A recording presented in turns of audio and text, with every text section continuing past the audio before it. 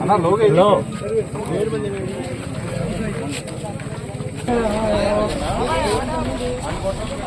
ఏమా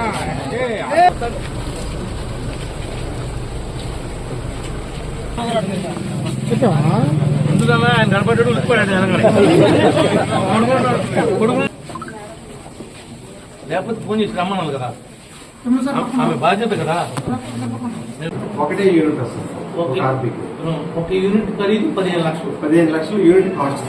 ఆ ఊర్లో ఉన్నటువంటి ఆర్బీకే సెంటర్ ద్వారా ఆ గ్రామంలో ఉన్నటువంటి ఎస్సీ, ఎస్టీ, బీసీ మైనారిటీకి సంబంధించినటువంటి రైతులకి సర్వీస్ చేయడానికి అందుబాటులో పెట్టడానికి, వాళ్ళని ఇప్పుడు ఆధునిక వ్యవసాయ పద్ధతుల్లో మళ్లించడానికి వాళ్ళకు ఉపయోగపడటానికి ఇచ్చినటువంటి వెహికల్స్ ఇవి. Okay, correct sir. వీటి యొక్క ఉద్దేశం అది. కానీ ఇప్పుడు మీరు ఎన్ని ట్రాక్టర్స్ ని ఆర్బీకే ద్వారా మీకు అక్కడ గ్రామాలకు సంబంధించినటువంటి విలేజ్ లెవెల్లో ఉండేటువంటి అక్కడ మానిటరింగ్ చేయాలి కదా ఇది. మరి అట్లా మీ ఎన్ని విలేజెస్ లో మీ వాళ్ళు మానిటరింగ్ చేస్తున్నారు, ఎన్ని ఆర్బీకే సెంటర్ ద్వారా ఆ ఊర్లో హైరీ తిరుగుతున్నాయి.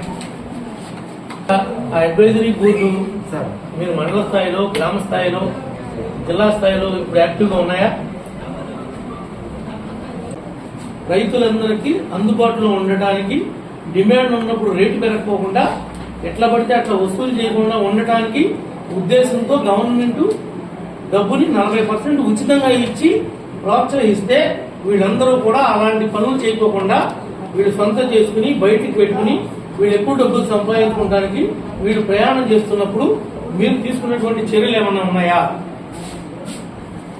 సక్రమంగా నిర్వహించడం లేదు, వీళ్ళు ఈ ఊర్లో పెట్టలేదు అనేటువంటి వాళ్ళ మీద చర్యలు ఏమన్నా తీసుకున్నారా? మీరు ఇప్పుడు దాకా మోసగాళ్ళ దగ్గర పనిచేశారు, మీరు దోపిడీదారుల దగ్గర పనిచేశారు. ఇప్పుడు ఏం చేద్దాం అనుకుంటున్నారు?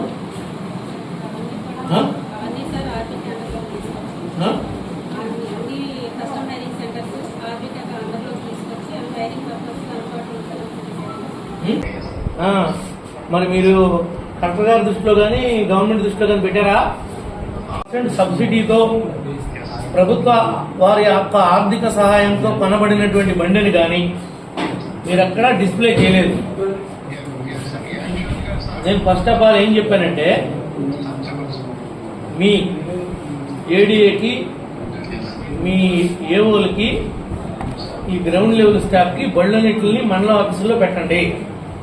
మీరు సూపరింటెండెంట్ ఆఫ్ పోలీస్తో మాట్లాడి ఇప్పుడు పోలీస్ ఫోర్స్ తీసుకుని వీటికి గార్డు పెట్టండి. బళ్ళన్నింటినీ ఇప్పుడు పోలీస్ ఫ్యాక్టరీలో పెట్టుకోండి. ఇక్కడే అన్ని బళ్ళు మీ ఏఓలకి, ఏడీలకి క్లియర్ ఇన్స్ట్రక్షన్స్ ఇచ్చి త్రూ కలెక్టర్ డైరెక్షన్ ద్వారా వ్యవహారం చేయండి. రేపు అసెంబ్లీకి వెళ్ళి ప్రమాణ స్వీకారం చేసి వచ్చిన తర్వాత రేపు సాయంత్రం మళ్ళీ నేను కలుస్తాను వచ్చి. ఏడీ గారు ఇప్పుడు ఇటు నుంచి వెళ్దామా, అంటే వెళ్దాం? ఈ పేర్లు రాసిన ఇది భోగాపురం సంబంధించిన బండి. ఈ భోగాపురంలో ఈ బండికి ఏమేమి ఇచ్చాము మనం? అయితే ఓనర్ ఎవరు వచ్చారు ఇక్కడికి?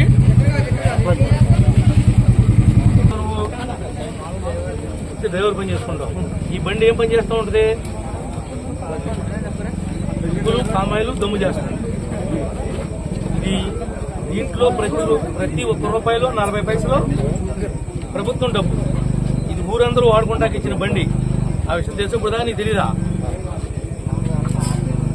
అంతేగాని నీకేం తెలీదు. ఈ బండి తాళాలు ఎక్కడున్నాయి? బండి తాళాలు ఏవో గారికి మీ కంట్రోల్లో ఉండి మీ ఆర్బీకే ద్వారా పనిచేస్తుందా చేపించండి. ఎక్కడి నుంచి మీ కంట్రోల్లో పెట్టుకోండి. నువ్వు ఆర్డర్వే ఎట్రా? ఇదెవరు?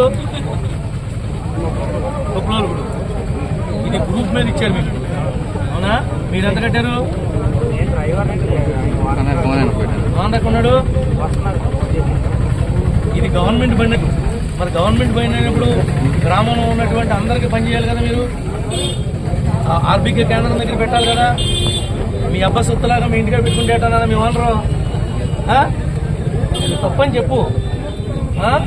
ఎవరైనా అతిక్రమిస్తే జైలుకు పోతారు. పద్ధతి ప్రకారం నడవమని చెప్పు. చూడు ఎక్కడ తీసుకుంటే అమ్మైన ధరల కోసం సబ్సిడీ ఇచ్చింది గవర్నమెంట్.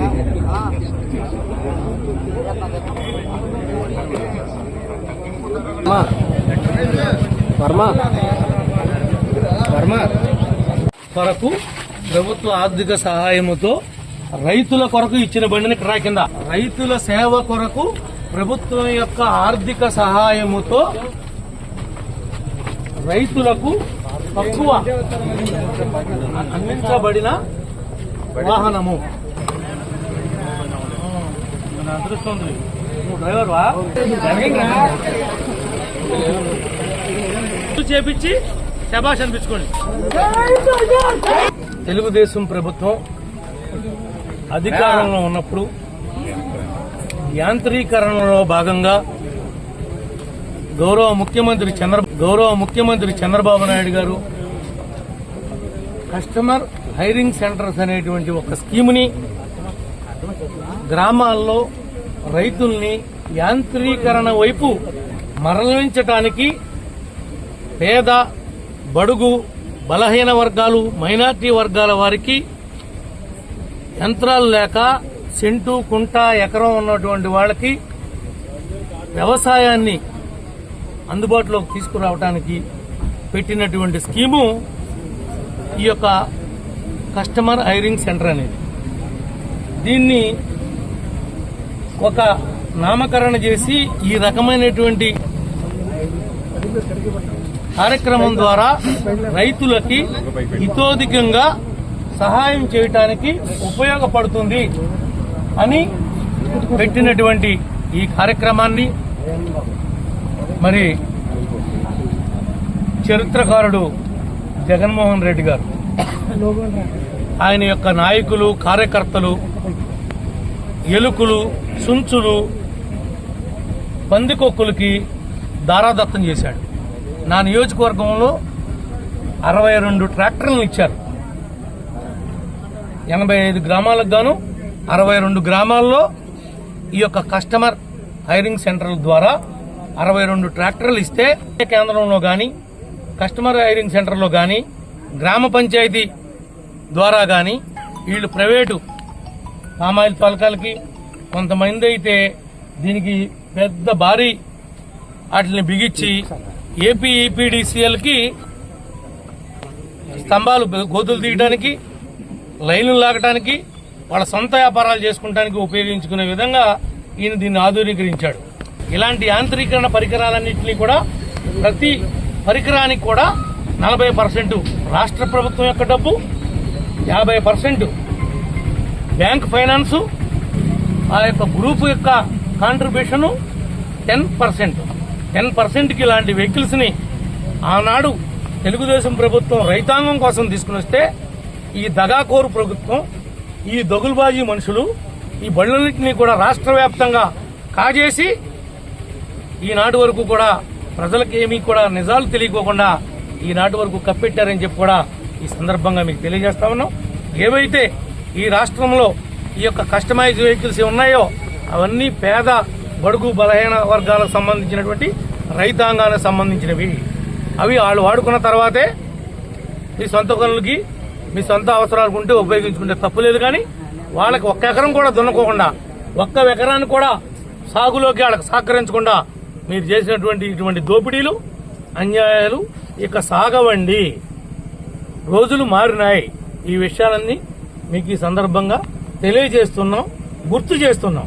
అది ఇచ్చినటువంటి యొక్క సిద్ధాంతాలకి తూట్లు పొడిచి జగన్ ఏ రకంగా రాష్ట్రాన్ని కన్నవేసి దోసేయాలో వాళ్ళ నాయకుడికి గ్రామ స్థాయిలో వార్డు స్థాయిలో కూడా మా నాయకుల యొక్క ప్రజల యొక్క జేబుకి కన్నవేసి ఏ విధంగా దొంగ బుద్ధులు నేర్పించాలో జగన్ పార్టీలో చేస్తే గనక వాడికి అన్ని అర్థమవుతాయి. ఇలాంటి పనులు నీతిమాలిన పనులు ఎవరు కూడా చేయరు, చేయబోరు కూడా.